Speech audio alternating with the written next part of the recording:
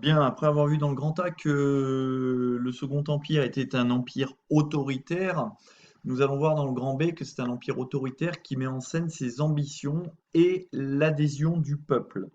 Donc, pour en arriver à son objectif, donc d'obtenir l'adhésion du peuple, eh bien, la propagande est très active, hein. Nous avons vu dans la partie précédente que la presse était très contrôlée, hein, le droit de timbre, le cautionnement, la censure, que les opposants politiques étaient soit exilés, soit déportés, soit arrêtés. Eh bien, dans le Grand B, nous allons voir que la propagande est très active, notamment une propagande qui va cultiver en quelque sorte le mythe d'un empereur qui est très proche de son peuple. Donc ici, par exemple, est représenté avec un haute forme, vous avez la visite de l'empereur Napoléon III qui visite un hôpital à Lyon. Donc, qui va au plus proche de son peuple, là où son peuple est souffrant, là où il est en train de se faire soigner parce qu'il est malade.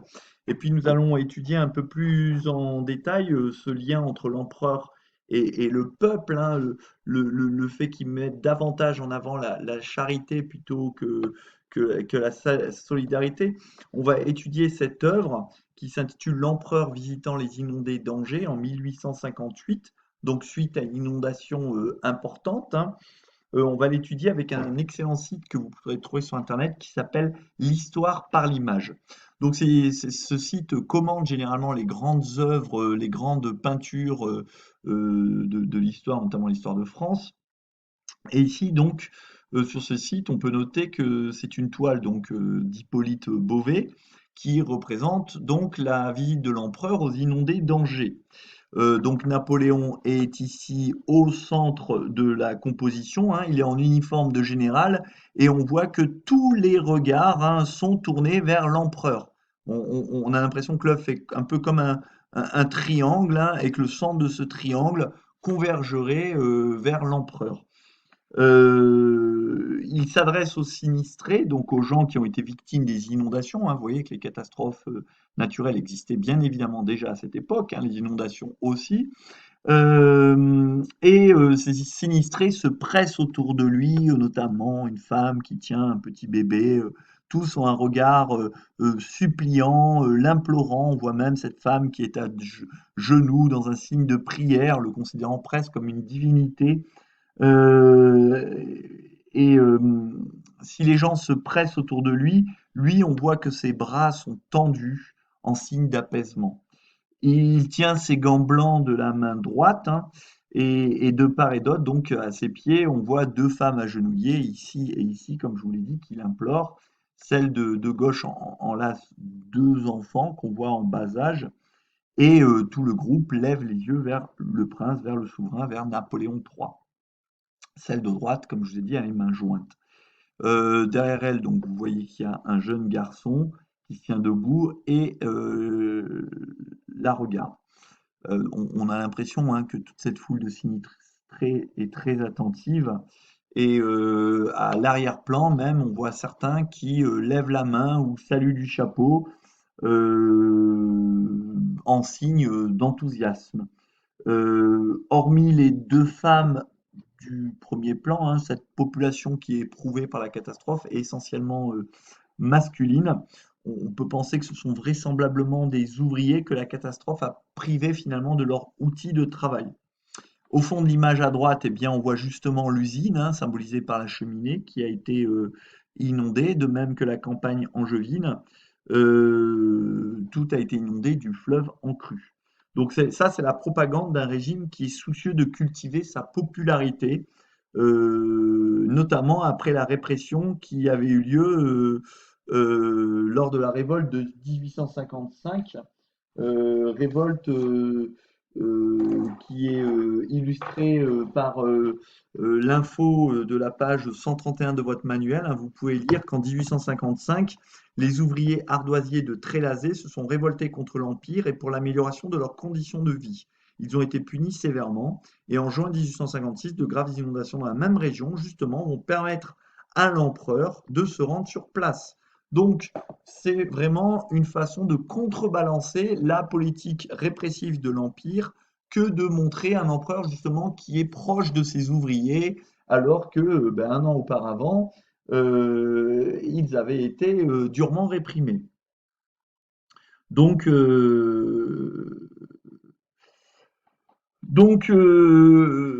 y a une influence, un manifeste que l'on peut voir hein, de l'iconographie religieuse hein, dans ce tableau qui incline donc à assimiler cet empereur à une sorte de sauveur qui, par sa seule présence et la magie de sa bourse prodigue, c'est-à-dire de ses générosités, hein, de l'argent qu'il va dépenser, va délivrer ces pauvres gens de leurs maux.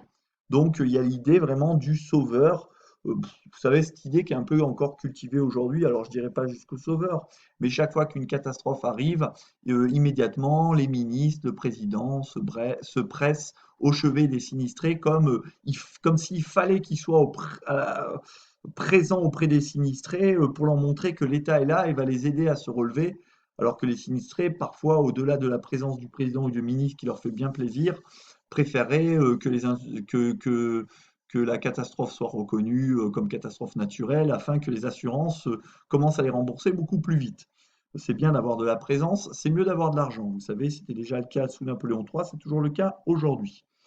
Par ailleurs, la politique de grandeur nationale de l'Empire se développe notamment pour éblouir.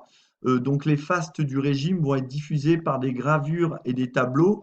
On a notamment l'exemple des expositions universelles qui vont être organisées en 1855 et en 1867. Donc une exposition universelle, c'est une exposition où on va accueillir, comme son nom l'indique, des pays du monde entier, de tout l'univers, hein, qui viennent exposer les dernières innovations, les dernières inventions dans des pavillons.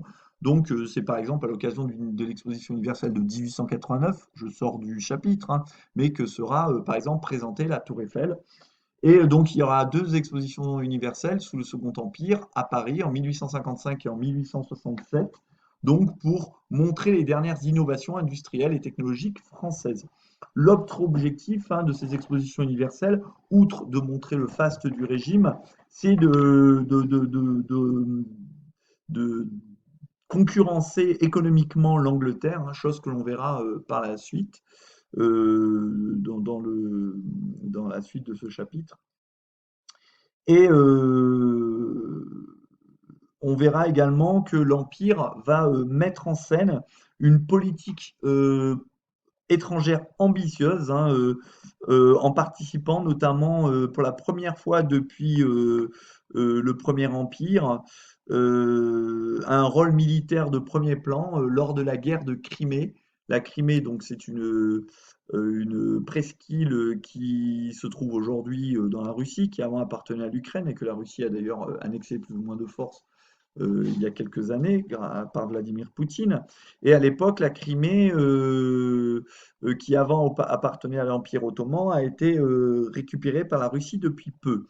Et là, la France, associée à l'Angleterre et à l'Empire ottoman, pour des questions religieuses et notamment de suprématie des églises chrétiennes en tant que protectrices des lieux saints en Palestine, donc une question de suprématie entre l'Église orthodoxe qui est soutenue par la Russie et l'Église catholique qui est soutenue par la France, eh bien la France va se heurter à la Russie et va intervenir en Crimée aux côtés de l'Empire ottoman et de l'Angleterre. Et de 1853 à 1855 va se dérouler une guerre assez violente, même très violente, hein, qui va causer près de 100 000 morts et qui va voir la victoire de la France et de ses alliés. Donc ça va contribuer au prestige du Second Empire, qui va par ailleurs intervenir aussi en Syrie, justement, pour protéger hein, les catholiques, qui va implanter des comptoirs en Chine, qui va commencer également à développer des comptoirs et à s'implanter en Indochine, hein, prémisse de la future conquête de l'Indochine sous la Troisième République. Donc une politique étrangère ambitieuse pour redonner en quelque sorte sa place à la France qui était un peu au banc des nations depuis le Premier Empire. Hein. On ne laissait pas un très bon souvenir à l'Europe. Donc pendant une quarantaine d'années, la France s'était montrée assez absente de la politique étrangère, même si on se souvient qu'elle était intervenue pour aider la Grèce à obtenir son indépendance contre l'Empire ottoman. Alors la politique étrangère ne va pas connaître toujours un grand et franc succès, hein, notamment lors du désastre au Mexique, car Napoléon III va tenter d'imposer un empereur allié à lui, qui s'appelle Maximilien d'Autriche, pour prendre pied au Mexique face à la montée en puissance des États-Unis qui cherchent à se développer, notamment après la guerre de sécession qui se termine en 1865. Bon, ça va être un fiasco, hein. L'empereur Maximilien d'Autriche finira fusillé. Les troupes françaises qui ont été envoyées pour le soutenir vont rentrer rapidement du Mexique, hein. Donc ça ne va pas contribuer vraiment à la gloire de Napoléon III, cette expédition mexicaine que vous avez sans doute oubliée, que vous ne connaissez pas, mais sachez que la France donc, a fait une expédition au Mexique sous Napoléon III. Donc des soldats français sont allés se battre au Mexique et ça a contribué à la légende de la Légion, puisqu'il y a eu la célèbre bataille de Cameron qui montrait la résistance des légionnaires français face aux troupes mexicaines. Donc on verra également d'autres conséquences de la politique étrangère de Napoléon, notamment pour l'Italie et la construction de l'Allemagne et de l'Italie, dans le chapitre 3. Donc pour conclure, alors bon, pardon, avant la conclusion, donc ici vous avez sur le diaporama une image qui illustre le congrès de Paris qui va mettre fin à la guerre de Crimée. Donc dans ce congrès de Paris, on voit des portraits des différents souverains et ça montre également la place importante de la France puisque le congrès qui met fin à la guerre se tient à Paris. Donc on reconnaît ici Napoléon III, on voit ici également le sultan de l'Empire ottoman, on voit la reine Victoria, la reine d'Angleterre, et puis on voit le tsar de la Russie. Donc, avec ce traité de paix signé en 1856, ça redonne encore une fois une place importante à la France. Ici, on assiste à l'exécution de l'empereur Maximilien hein, au Mexique en 1867, donc qui n'a pas vraiment, réellement contribué à la grandeur de la France, cette expédition mexicaine.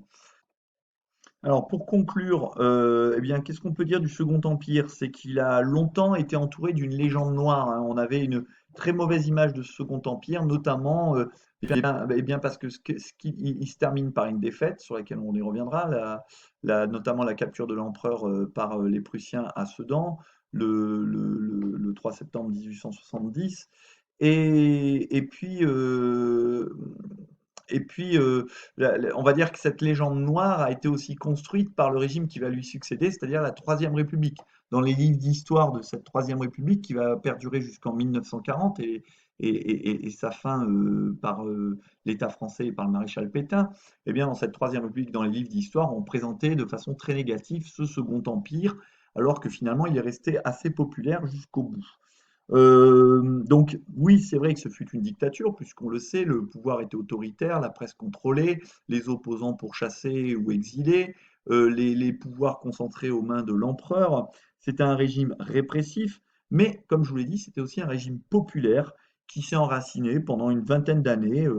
Alors, c'est vrai qu'il était marqué par de profondes contradictions, hein, et que comme le Premier Empire, il tentait à la fois de concilier des choses qui paraissent inconciliables, c'est-à-dire une tradition monarchique, l'empereur, une famille impériale, une cour, une noblesse d'empire, et à la fois concilier des principes révolutionnaires, comme le suffrage universel, par exemple.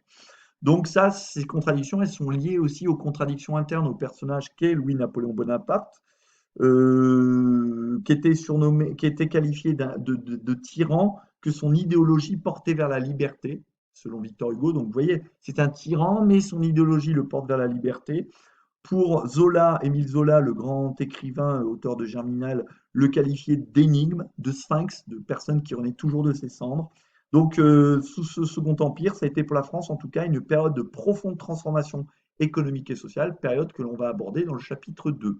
Alors, pour finir sur ce chapitre 1, moi j'aimerais bien que vous vous entraîniez sur l'épreuve d'analyse de documents, pages 108-109, et que notamment vous réalisiez un tableau dans lequel vous listeriez les éléments des deux documents, le document 1 et le document 2, qui pourraient vous permettre de répondre aux deux parties de l'analyse de documents. Donc, ça serait bien de lister les arguments pour illustrer ces deux parties et de les présenter sous forme de tableau que vous me renverrez pour le prochain cours. Voilà, je vous remercie.